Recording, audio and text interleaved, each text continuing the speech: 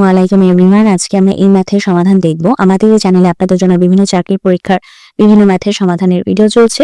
Kindly আমাদের চ্যানেলটিকে subscribe করে দিবেন। তো চলুন এখন আমরা আমাদের আজকের সমাধানে নেমে পড়ি। এখানে বলা আছে যে log x 3 to 4 equals to হচ্ছে আমাদের 4।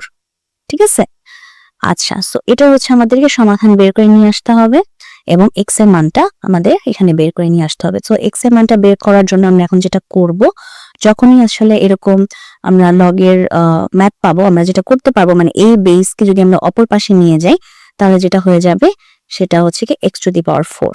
ঠিক আছে, এখানে যে মানটা সেটা পাওয়ার হিসেবে চলে যাবে যেহেতু বেসটা অপর পাশে চলে গেছে, আর এখানে তাহলে থেকে যাবে হচ্ছে শুধু 3 to 4। ওকে, আচ্ছা, তারপরে হচ্ছে এখন এক্স টু দি পাওয়ার 4 কে আমরা চাইলে এক্স স্কোয়ার হোল স্কোয়ার এভাবে লিখতে পারি, এক্স স্কোয়ার তারপর হচ্ছে হোল স্কোয়ার। তাহলে হচ্ছে পাওয়ারে পাওয়ারে গুণ হয়ে তো এক্স টু দি পাওয়ার 4ই হচ্ছে, তো সেটা আমরা লিখতে পারি। আর এখানে 3 to 4 কে মানে 324 কে আমরা যেটা করতে পারি যে এটার কোনো মানে স্কোয়ারের আছে কিনা মান সেটা আমরা খুঁজে বের করতে পারি।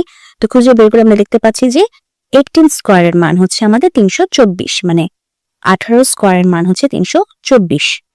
আচ্ছা, এটা কি কিউবের মতো লাগতেছে? এটা স্কোয়ার হচ্ছে, আবার আপনারা যদি ভাবেন কিউব তাই আমি আবার সুন্দর করে লিখে দিচ্ছি স্কোয়ার। হ্যাঁ, আচ্ছা, ওকে। এরপরে এখন দেখেন আসলে আমরা এটা কেন করলাম, মানে এই যে এক্স টু দি পাওয়ার 4টাকে এক্স স্কোয়ারে যে নিয়ে আসলাম, কেন আনলাম? কারণ পাওয়ার পাওয়ার মিলানোর জন্য। এই যে দেখেন এখানেও আমাদের পাওয়ার 2, এখানেও আমাদের পাওয়ার 2, তো পাওয়ার পাওয়ার মিলে গেলে যেটা আমরা করতে পারি আমরা বেস বেস আমাদের সমান হয়ে যায়, তার মানে এক্স স্কোয়ার ইকুয়ালস টু 18 আমরা লিখতে পারি।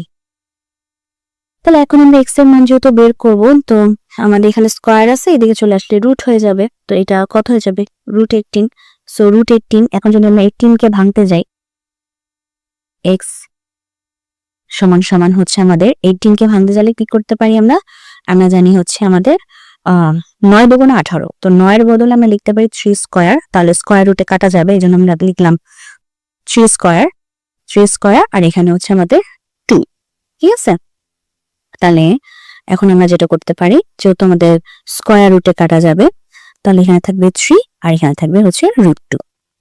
ওকে, আর এটাই হচ্ছে আমাদের আজকের প্রশ্নের সমাধান। তো যদি ভিডিওটি ভালো লাগে অবশ্যই ভিডিওতে লাইক দিবেন, চ্যানেলটিকে সাবস্ক্রাইব করবেন। ভালো থাকবেন।